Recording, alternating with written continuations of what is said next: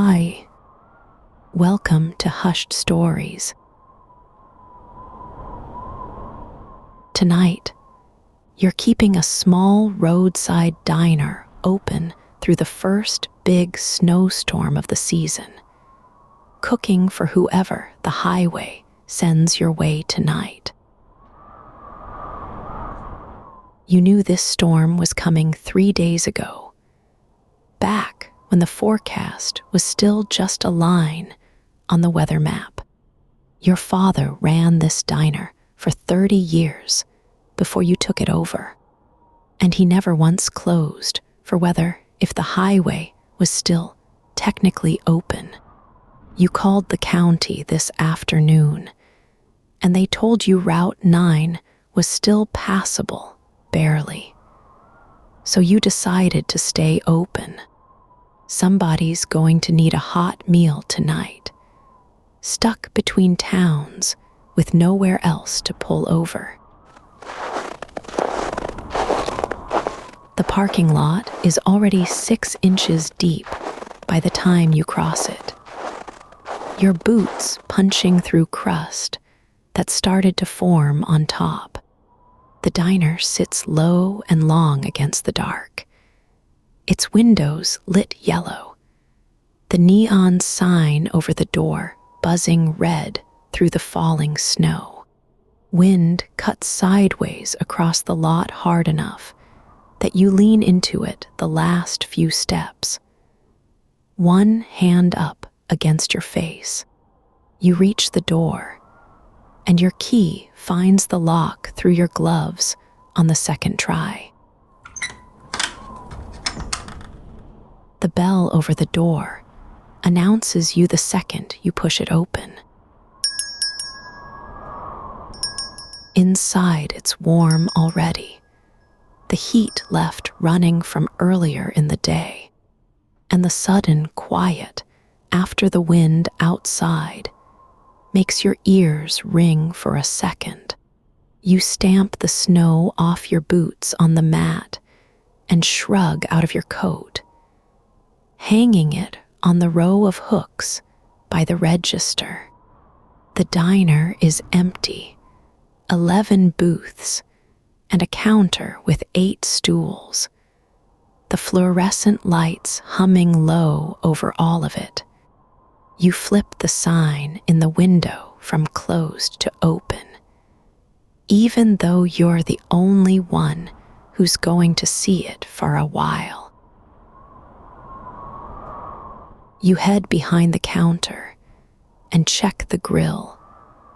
Still warm from the afternoon shift, but not hot enough for what's coming. You crouch down and find the pilot switch, striking a match to relight it properly. The gas catches with a soft thump, and the blue ring settles into place under the flat top. You straighten up and check the coffee machine next, filling the basket and setting a fresh pot to brew, because whoever comes through that door tonight is going to want something hot in their hands before anything else. While the coffee runs, you wipe down the counter, working along its length with a rag, clearing crumbs and a few water rings left from the afternoon. The diner has the particular quiet of a place built for noise that isn't happening yet. Chairs still pushed in, ketchup bottles lined up in a row nobody's touched since dinner service ended. You check the pie case and count what's left. 2 slices of apple, 1 of cherry, a whole untouched pumpkin from this morning's batch. You pour yourself a cup once the pot finishes.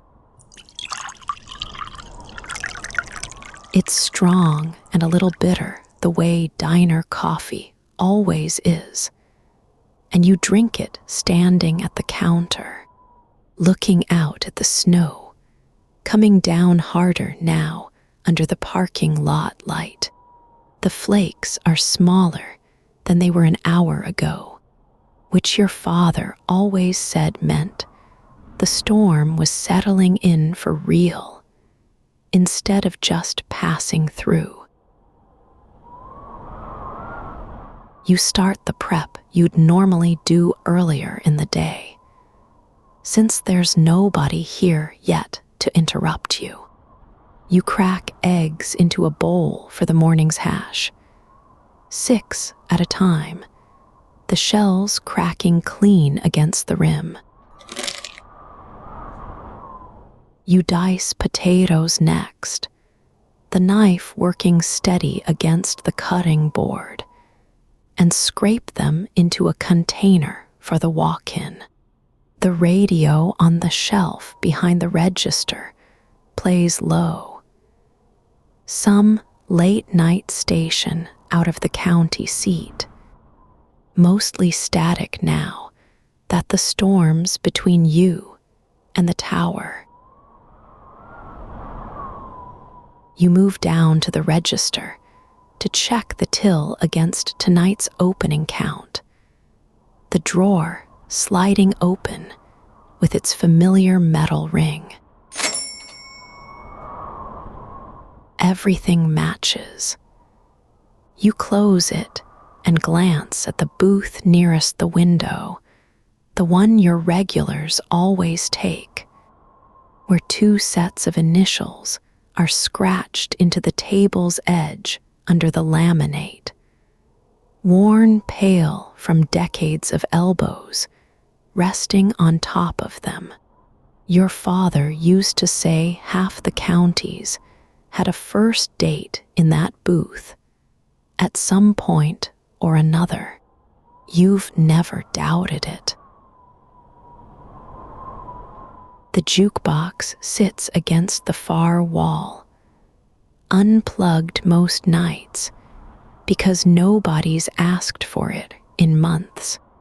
You cross over and plug it in on impulse, more for the company than anything else. It hums, then lights up, rows of little paper title cards behind yellowed plastic. You pick a record without reading the title carefully, and the first notes come through low and warm from the speaker built into the top, filling the space where the wind had been the only thing you could hear. You go back to prepping, moving between the counter and the grill, the music running under everything you do. The wind picks up outside, hard enough that the windows shudder slightly in their frames, and you glance up to check the parking lot light is still holding steady through the snow. It is. You go back to slicing bread for the morning's toast, stacking it in neat rows on a tray. Somewhere near the back of the diner, past the kitchen, there's a small storage room your father used for extra supplies. And you remember there's a case of napkins back there you'll need before the night's through. You push through the swinging door and cross the stockroom, your boots quieter now on the worn wood floor back here than they were up front on the tile. You find the napkins on the shelf where they've always been, and as you turn to leave, you notice the old wood stove in the corner is lit, small flames visible through its cracked glass door. The whole back room holding a warmth you weren't expecting.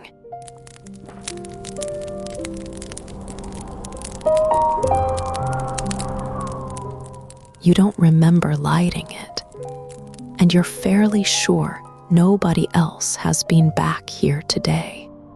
You crouch down and check the wood box beside it, half full. The kind of half full that means someone's been keeping it fed on a rotation for longer than just this evening. Your father used to keep this stove running through every storm. Said the pipes back here froze without it. You must have lit it without thinking, on autopilot, the same way your hands know the grill without you telling them to. You carry the napkins back out front and set them by the register. Then check the window again. The snow's coming sideways now, caught in the cone of the parking lot, light in a steady slanted sheet. The neon signs red glow bleeding into the white of it near the glass. You refill your coffee and check the clock. Nearly 10.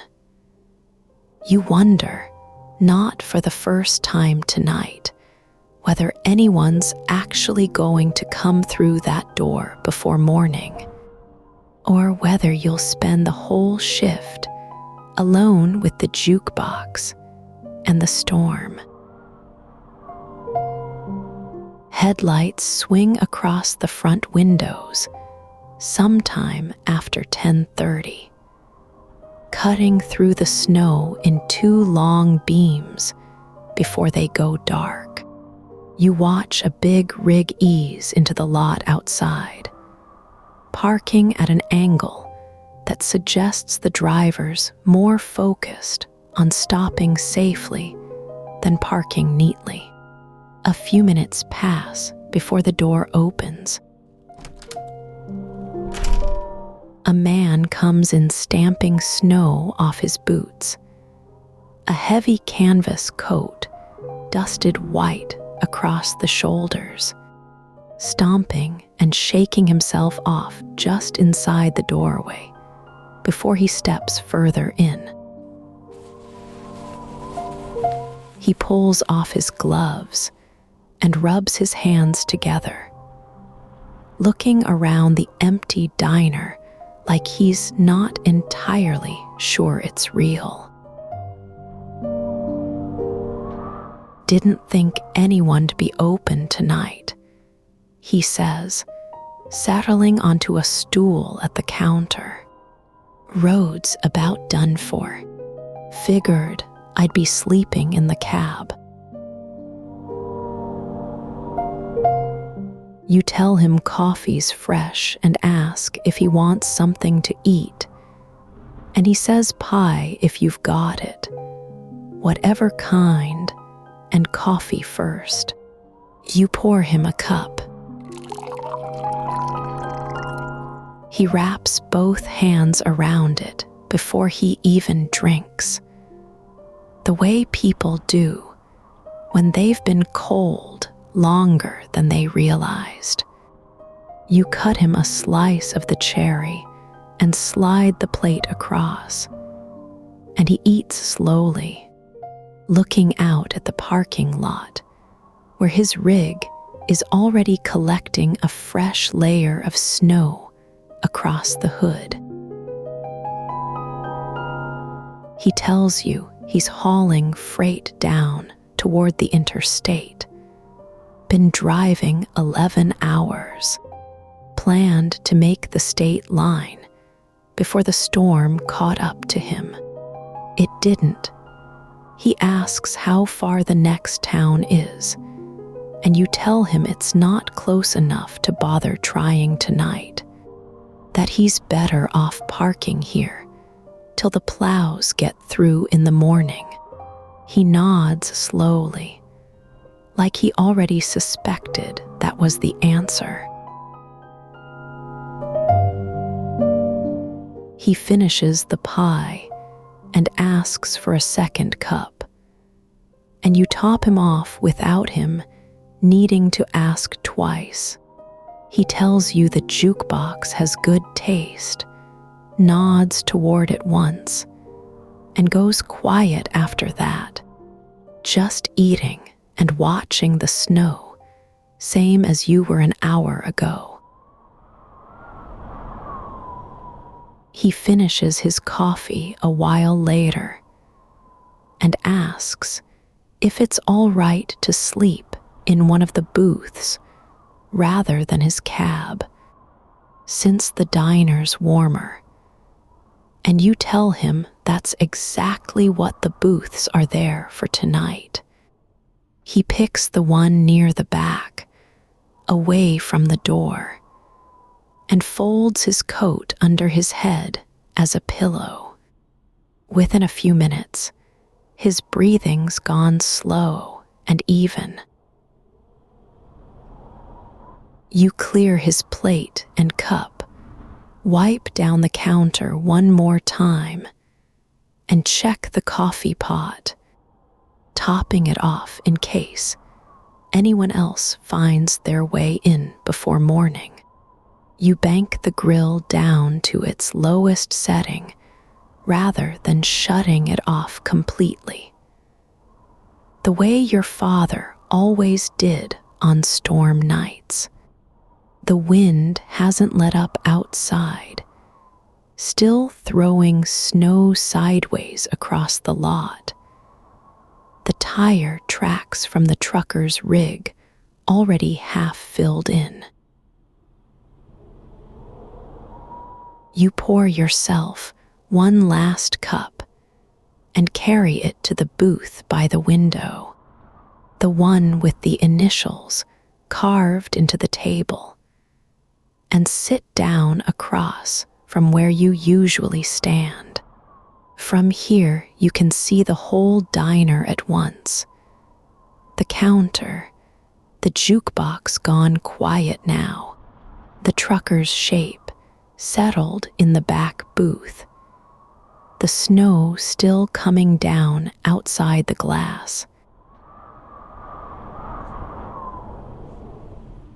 The parking lot light holds the snow in a steady cone against the dark, and through the window nearest your booth, a single bead of melted snow slides down the inside of the glass, where the diner's warmth meets the cold pane. It moves the same distance every time, gathering near the top edge, sliding straight down, disappearing into the metal frame at the bottom. Another one is already forming behind it, in the exact same spot. You watch it because there's nothing left to do tonight but wait out the storm. Outside, the snow keeps falling in that same slanted sheet through the red glow of the sign, steady and unbroken, the same rhythm it's held since you first crossed the parking lot.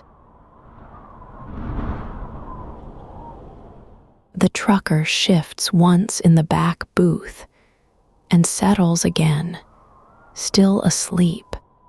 The coffee in your cup has gone from hot to just warm, and you don't get up to refill it. The wind outside pushes against the windows in the same steady push it's held for the last hour.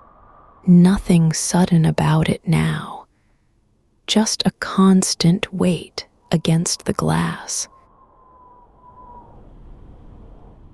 Your shoulders have finally come down from where they were holding tight since you crossed the lot earlier tonight. The diner is quiet, except for the low hum of the fluorescent lights and the wind, and somewhere past the swinging kitchen door, the wood stove keeps its own low crackle going in the dark. The bead of melted snow slides down the window glass one more time.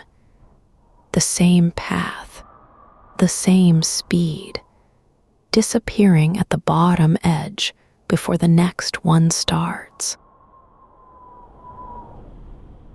The jukebox sits dark and quiet against the wall, its title cards still lit faintly from the small bulb inside. The pie case holds one slice of pumpkin left, untouched, waiting for whoever comes through that door next. The trucker's rig sits, buried a little deeper in the lot than it was an hour ago, snow gathering along its hood and windshield in a smooth, even layer. The storm hasn't slowed down since you first watched it from the counter. It holds the same weight, the same sound, filling the whole night evenly the way it has for hours now. You set your cup down and don't pick it back up. The window keeps its slow bead of melted snow sliding down the glass, one after another, and somewhere near the last of the coffee going cold on the table, you stop watching them too.